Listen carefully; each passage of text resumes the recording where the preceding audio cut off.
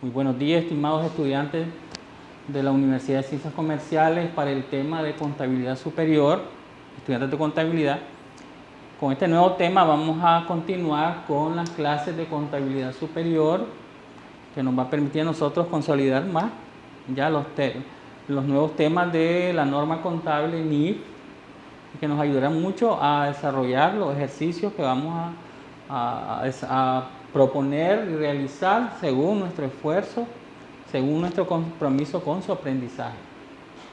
En este momento vamos a comenzar, soy el profesor Álvaro de Jesús Cruz Vega. En este momento vamos a comenzar con la asignatura Contabilidad Superior.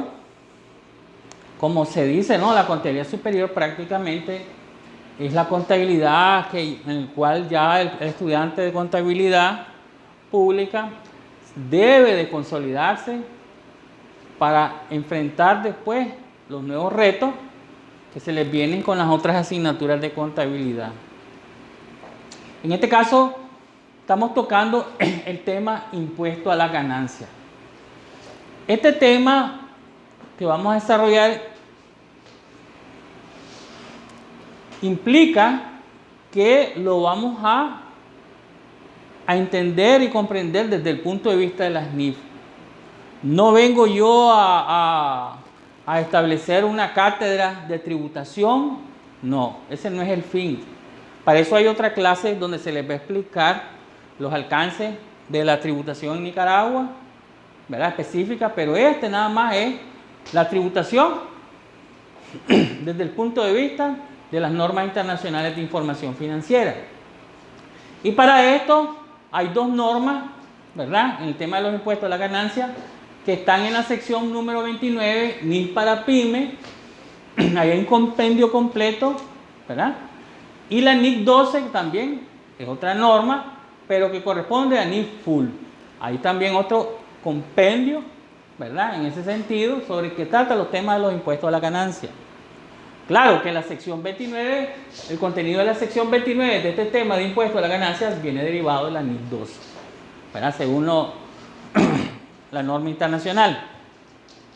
Para entender el tema de los impuestos a la ganancia, tenemos que comprender primero lo que es el principio básico.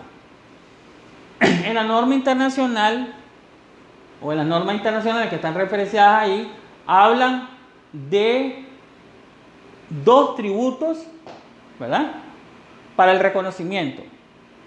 Uno que son los tributos actuales y el otro son los tributos futuros, como principio básico.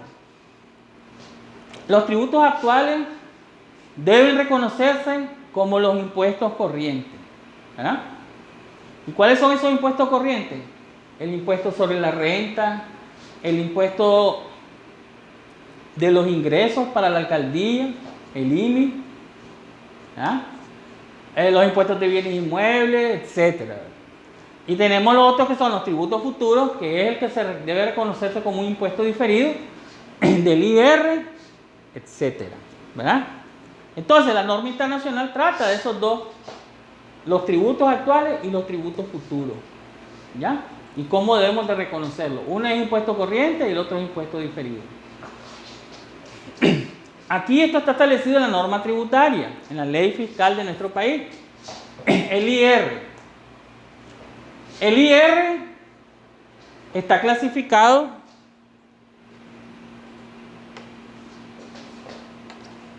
en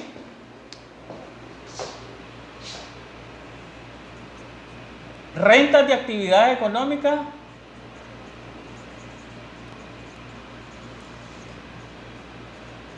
rentas de capital,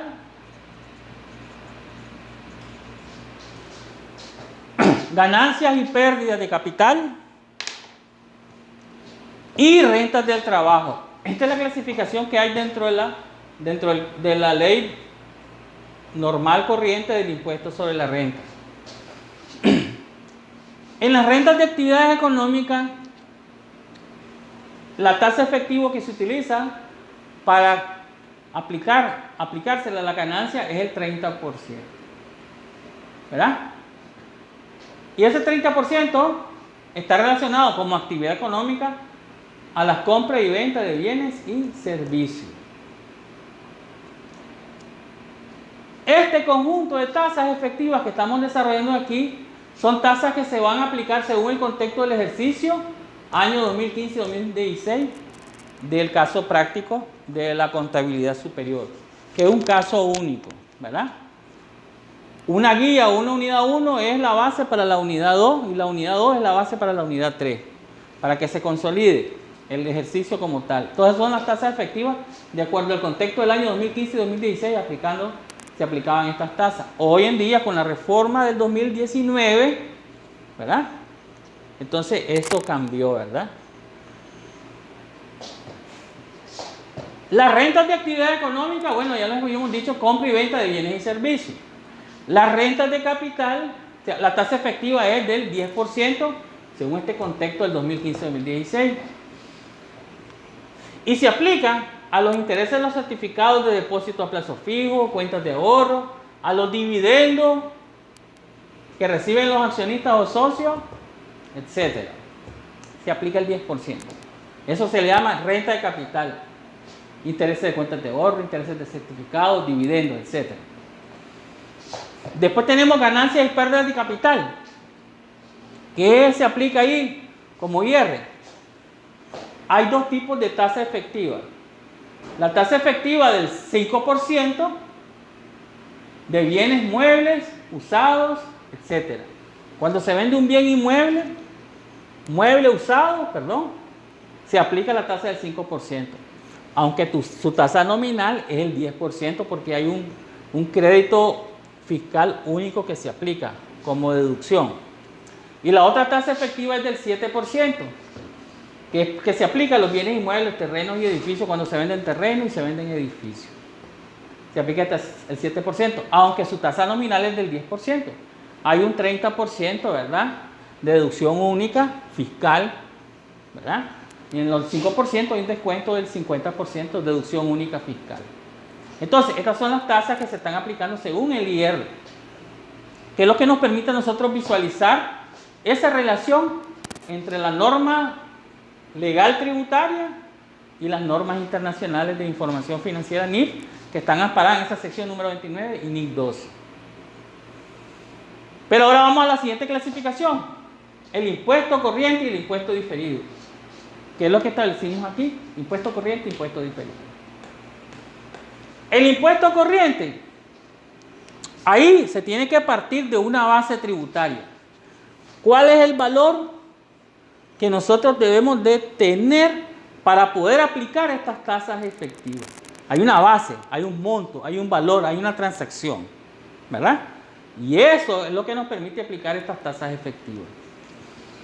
Tenemos aquí el primero, el corriente, base tributaria, se llama impuestos por pagar sobre las ganancias, ¿verdad? Se aplica esta base tributaria a un periodo actual. Estamos en un periodo actual. Tenemos la otra base tributaria que hay que determinarla, hay que medirla, hay que determinar su valor, que es el impuesto recuperable. Las empresas generalmente hay impuestos que se pagaron en periodos anteriores. Ya pueden ser impuestos sobre la renta o impuestos IVA, qué sé yo, ¿verdad? Retenciones, qué sé yo. Vamos a establecerlo que esos impuestos, por norma, hay que recuperarlos, ¿ya? Y eso está relacionado a periodos anteriores. Pero hay que recuperarlos para este año, para el año corriente. Por eso es que es importante que se establezca esto, ¿no? Aquí, por un lado, vamos a pagar sobre ganancias obtenidas, y otra base tributaria es los impuestos recuperables de periodos anteriores, en el cual tenemos todo el derecho de recuperarlo, ya que nos reembolsen ese impuesto para periodos anteriores. Y tenemos el otro que se llama los diferidos. Los diferidos también tienen dos clasificaciones. Una primer base tributaria que se conoce como la diferencia temporaria imponible. Imponible significa que se va a gravar un impuesto a futuro sobre una ganancia a futuro. sobre un beneficio a futuro. ¿Estamos? Y aquí está, miren, está relacionada a un periodo futuro. Contablemente, la NIF nos habla que tenemos que cargar a una cuenta que se llama gasto por impuesto diferido. O sea, va a ser un impuesto a futuro que se va a pagar. Entonces, por eso se reconoce como un gasto hoy, en este año que nosotros lo estamos reconociendo de manera inicial. Y vamos a acreditar a una cuenta que se llama pasivo por impuestos diferido, ¿verdad?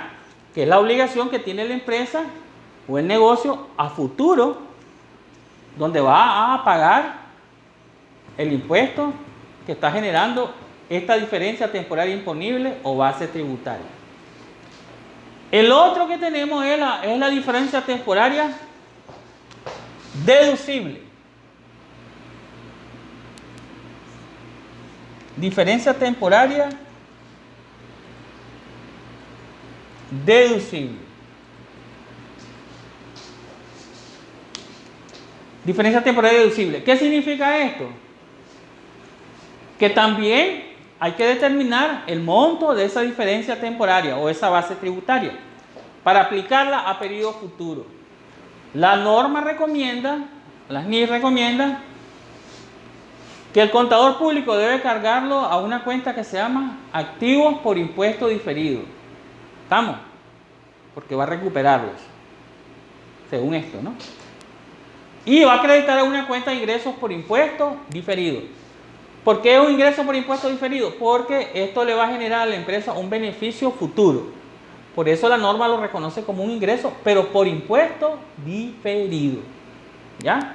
Porque es un beneficio a futuro que se va a recibir como tal. Después de ver estas dos clasificaciones, ¿verdad? Acá y acá, vamos a ver que aquí tenemos nosotros una nota. La nota nos dice que no son diferencias temporarias para reconocer impuestos diferidos las multas. Un ejemplo, muchas empresas aquí tienen una corona o reciben corona porque a cada rato viven multando a las empresas. ¿Ya? Viven multando a las empresas.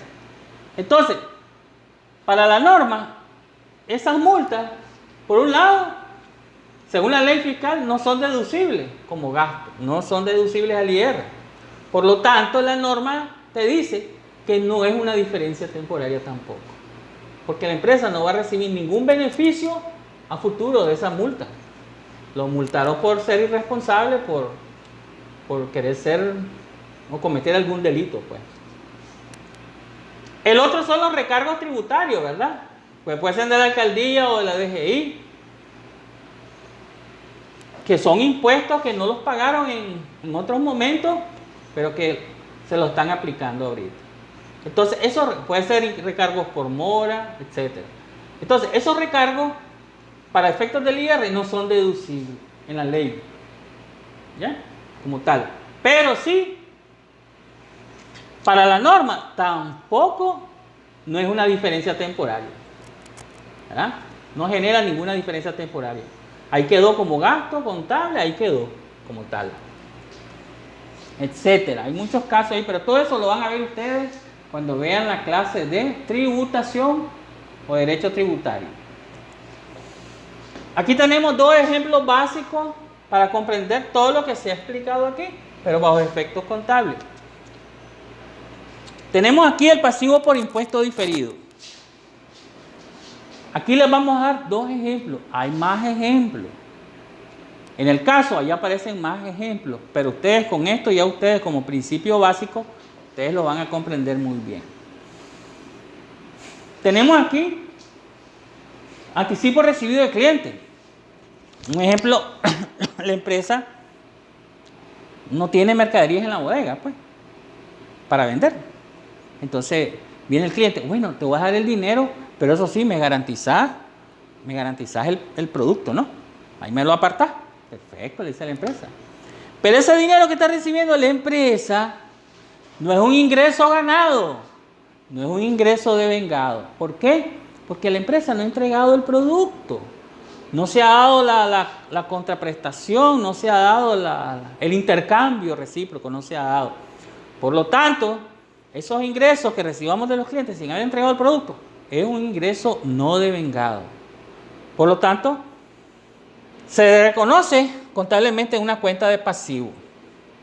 ¿Y cuánto es el anticipo? 1.000 córdobas.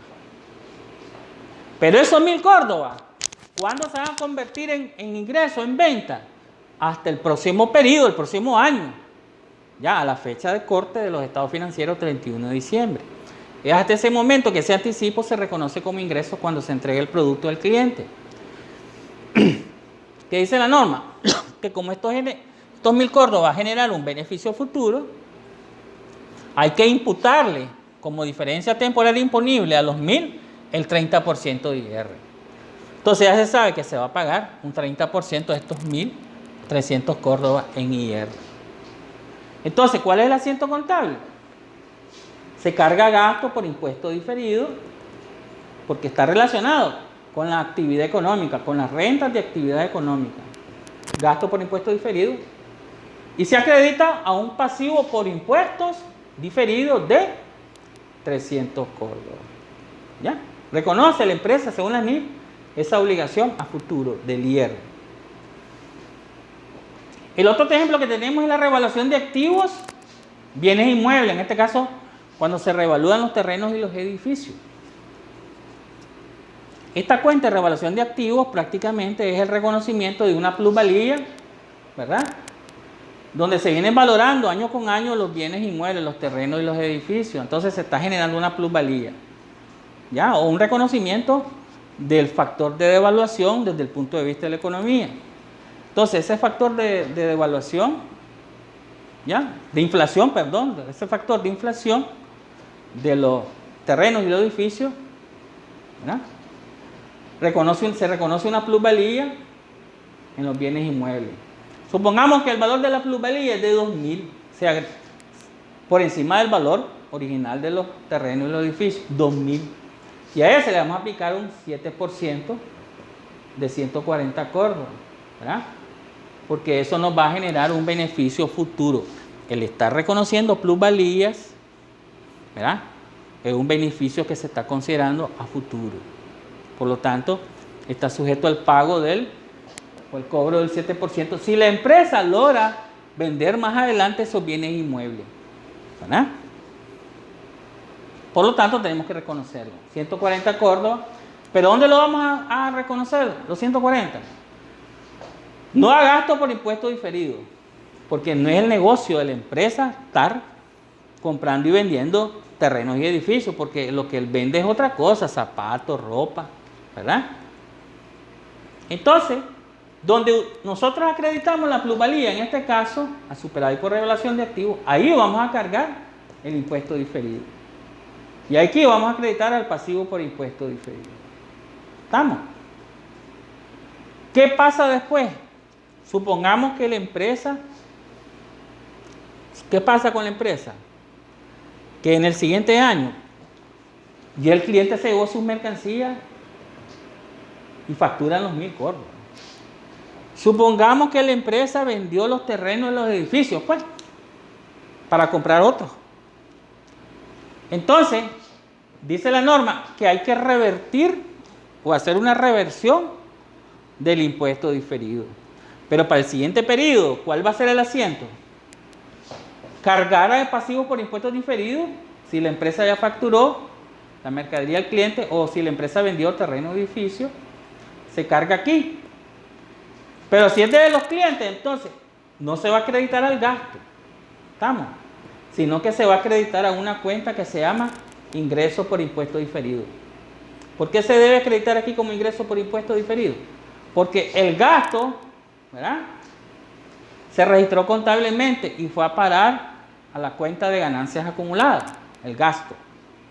Por lo tanto, para compensar las ganancias acumuladas en el siguiente periodo, en el siguiente año, se debe reconocer como un ingreso por impuesto diferido, porque también ella va a ir a parar a la ganancia acumulada, entonces se compensan automáticamente.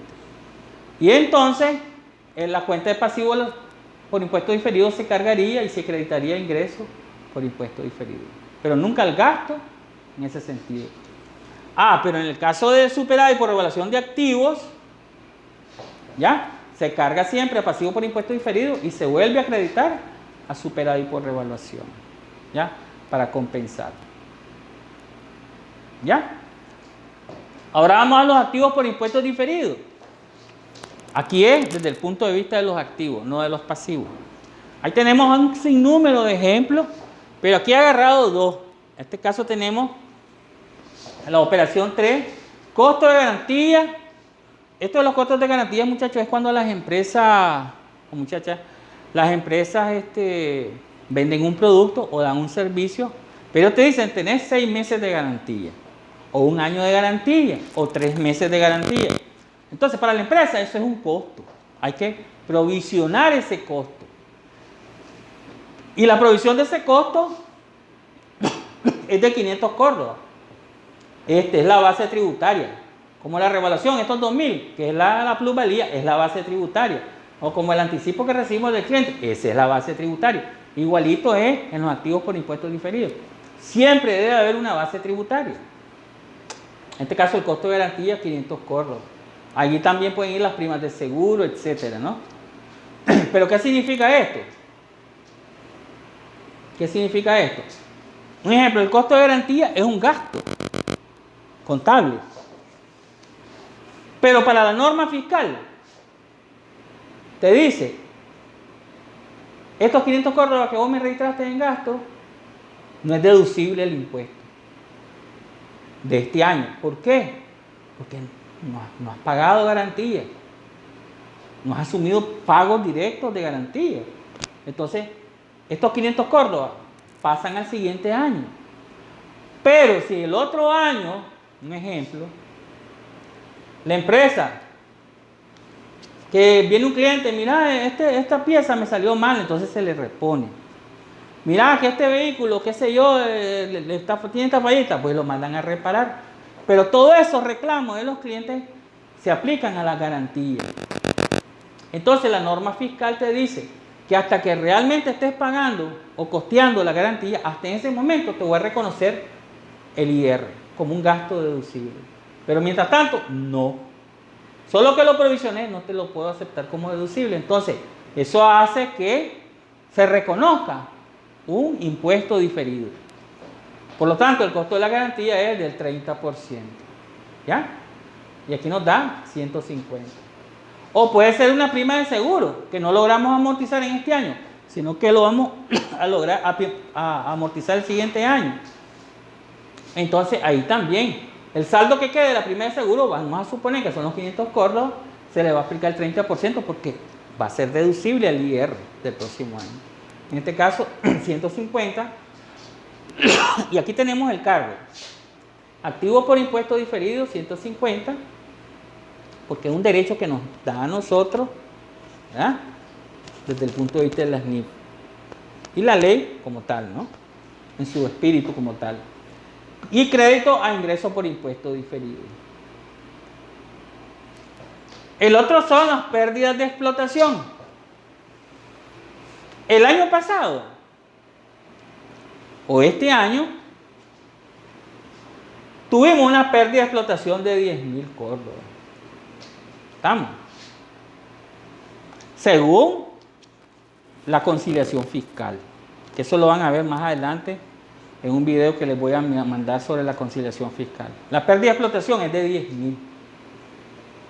Entonces, dice la ley del impuesto, las leyes de impuestos, la norma tributaria, que estos 10.000 córdobas el contribuyente se los puede recuperar en los próximos 3 años. O sea, tiene una base legal particular. Esos 10.000 córdobas que perdiste los vas a recuperar en los próximos 3 años.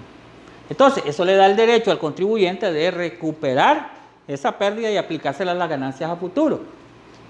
Pero el 30% de esa pérdida que vamos a aplicársela a los impuestos futuros, según la ganancia, siempre que no pasen de los 3 años, estos 3.000 es un crédito fiscal.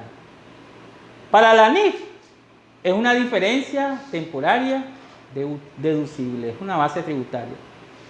Entonces, si perdimos 10.000, que esa es la base tributaria, o la diferencia temporaria deducible, 10.000, le aplicamos el 30%, son los 3.000 que tenemos ahí. Entonces, el contador público, aplicando NIF, tiene que registrar 3.000 Córdoba cargando activos con impuesto diferido, que nos da el derecho, un derecho, y como es un beneficio futuro, ese crédito fiscal, un beneficio fiscal a futuro, lo que acreditamos es una cuenta de ingresos por impuesto diferido, 3.000. ¿Estamos? ¿Qué significa que el otro año, como les dije la vez pasada, en los momentos anteriores, que ya estemos pagando la garantía, que ya amorticemos las primas de seguro, o que ya recuperemos el impuesto diferido de las pérdidas de explotación? ¿Qué es lo que vamos a hacer nosotros? El asiento, la reversión, es acreditar activos por impuesto diferido y cargar a gastos por impuesto diferido. No se puede cargar a ingresos, sino que a gastos por impuesto diferido. ¿Por qué? Porque esta cuenta fue a parar a ganancia, a pérdida de ganancia y después a ganancias acumuladas. Por lo tanto, para compensar ganancias acumuladas, pues lo tenemos que registrar en gasto, ¿ya? Para que después pase por pérdida de ganancias y caiga a ganancias acumuladas. Y ahí se compensa. De esta manera, muchachos, hemos finalizado la explicación de estos temas de impuesto a la ganancia.